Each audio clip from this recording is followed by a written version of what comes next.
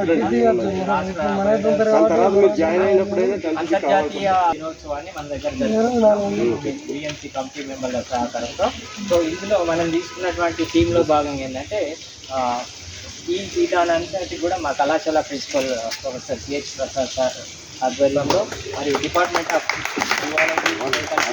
అదేవిధంగా మన సిద్దిపేట జిల్లా బయోడైవర్సిటీ కోఆర్డినేటర్ సంజీవుల ఆధ్వర్యంలో మార్నింగ్ సెషన్లో మనము ఇక్కడ ఇంద్రానగర్ హై స్కూల్లో దాదాపు ఒక 150 మంది పిల్లలకి 190 డ్రాయింగ్, ఎస్సే రైటింగ్, ఎలక్ట్రీషియన్ కూడా మనం కండక్ట్ చేసుకొని వచ్చాం. దానికి మనకు అక్కడ నుండి సహకరించిన సార్లు కూడా ఉన్నారు. సో దానివల్ల మనం నెక్స్ట్ మనం ఈ సెషన్లో అంటే 2 పెట్టుకున్నాం మేడం. మనకి ఇప్పుడు ఏదైతే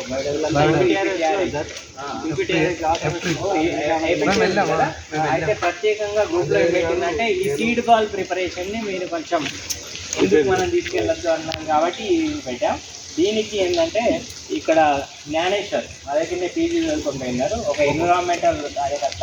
ఆయన అతి చిన్న వయసులోనే దాదాపు 2-3 రాష్ట్రాల్లో అతను ఇప్పుడు వరకు కూడా పాదాలకి చెప్పలేసుకోకుండా ఉంటాడు.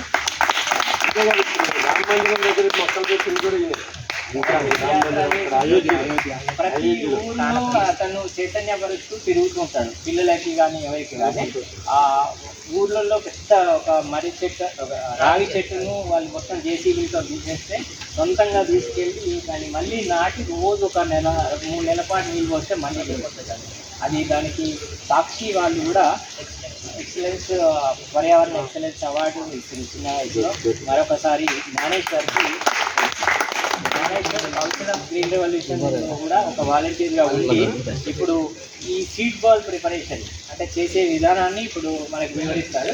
అంటే దీనివల్ల ఏంటంటే మామూలుగా విత్తనాలు మొలుస్తాయి కానీ మనం నాటినా సరిగా పొందలేదు.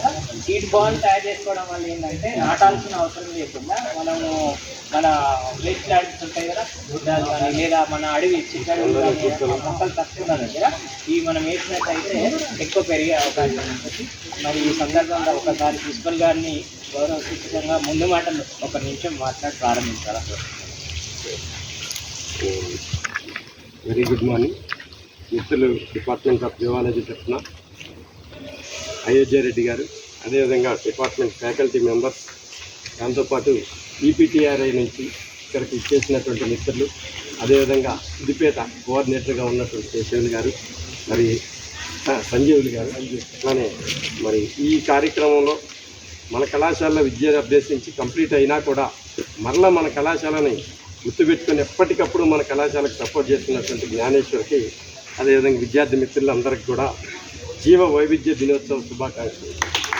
ఎందుకంటే ఈ రోజున ప్రపంచవ్యాప్తంగా బయోడైవర్సిటీ కొంచెం దాని మీద ప్రపంచ దేశాలన్నీ కూడా అనేక సమావేశాలు నిర్వహిస్తూ అవి మరి ఈ యొక్క బయోడైవర్సిటీని కనుక మనం కాపాడుకోలేకపోయినట్లయితే మానవాళికి చాలా నష్టం జరుగుతుందని చెప్పడంతో దాంట్లో కొన్ని దేశాలు దీన్ని వాళ్ళు ఏం చేశారంటే అడాప్ట్ చేసుకొని చాలా రకాలుగానే కార్యక్రమాలు చేస్తూ ఈ జీవ వైవిధ్యాన్ని పెంపొందించడానికి కొరకు చేస్తున్నటువంటి దేశాలు వాటిల్లో భారతదేశం కూడా ఉంటుంది, మన ఇండియా కూడా ఉంటుంది.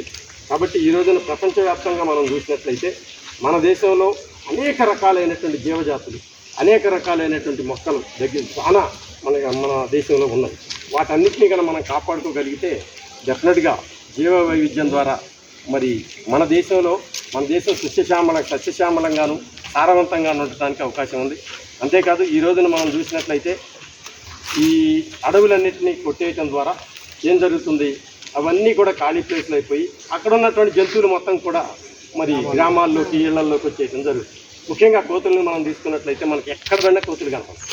ఒకప్పుడు కోతులు ఎక్కడో ఒకసారి అడవుల్లో మనం వెళ్ళేటప్పుడు దారి పొడుగునే కనపడేది, ఒక 25-30 సంవత్సరాల కింద కనపడేవి కాదు. కానీ ఈరోజు చూస్తే మీకు ఎక్కడంటే అక్కడ కనపడుతున్నాయి. కాబట్టి ఈ యొక్క కార్యక్రమాన్ని మరి చేపట్టినందుకు జియాలజీ డిపార్ట్మెంట్ని, అట్లానే దీన్ని స్పాన్సర్ చేసినటువంటి ఈపీటీఆర్ఐ మరి సెక్రటరీ వాణిప్రసాద్ మేడంకి మనం అందరం కూడా ప్రత్యేకంగా ధన్యవాదాలు తెలియజేయాలి. ఎందుకంటే ఆమె మన కమిషనర్గా ఉన్నప్పుడు కూడా అనేక వినూత్నమైనటువంటి కార్యక్రమాలు మన రాష్ట్రంలో తీసుకొని రావడం జరిగింది. కాబట్టి ఆమెను గుర్తు చేసుకుంటూ మరొకసారి మిత్రులందరూ కూడా ఈ కార్యక్రమంలో పాల్గొన్నటువంటి మిత్రులందరికీ కూడా ప్రత్యేకంగా అభినందనలు తెలియజేస్తూ మరి యొక్క సీడ్ బాల్ కార్యక్రమాన్ని కూడా మరి జ్ఞానేశ్వర్ అందరికీ తెలియజేస్తే భవిష్యత్తులో అందరూ కూడా చేతనైనంత మేరకు ఈ సీడ్ బాల్స్ని ప్రిపేర్ చేసి ఏ ప్లేసుల్లో అయితే మనం ఉన్నామో ఆ ప్లేసుల్లో అవకాశం ఉన్న దగ్గర వీటిని వేసినట్లయితే మరి ఇప్పుడు ఈ జంతువులకు కూడా చాలా ఉపయోగపడుతుంది. మనకు కూడా అన్ని రకాలుగా వర్షాలు ఎక్కువగా రావడానికి అవకాశం ఉంటుంది. కాబట్టి ఈ కార్యక్రమాన్ని చేపట్టడానికి జువాలజీ డిపార్ట్మెంట్ అయోధ్య రెడ్డి గారిని, అట్లానే మిత్రులు విశ్వనాథన్ సార్, మసూదన్ రెడ్డి, పుణ్యమ్మ, అట్లానే ఇక్కడ ఉన్నటువంటి 4th క్లాస్ వచ్చినటువంటి ఎంప్లాయీస్ లక్ష్మి, మరి ఎల్లం, నరేష్, వీళ్ళందరికీ కూడా నేను అభినందన తెలియజేస్తున్నా. భవిష్యత్తులో కూడా డిపార్ట్మెంట్ నుంచి ఏ కార్యక్రమం చేసినా మీరు అందరూ కూడా సపోర్ట్గా ఉండి మరి అయోధ్య రెడ్డి సార్కి డిపార్ట్మెంట్ మిత్రులకి సపోర్ట్ చేస్తారని ఆశిస్తూ థ్యాంక్ యూ.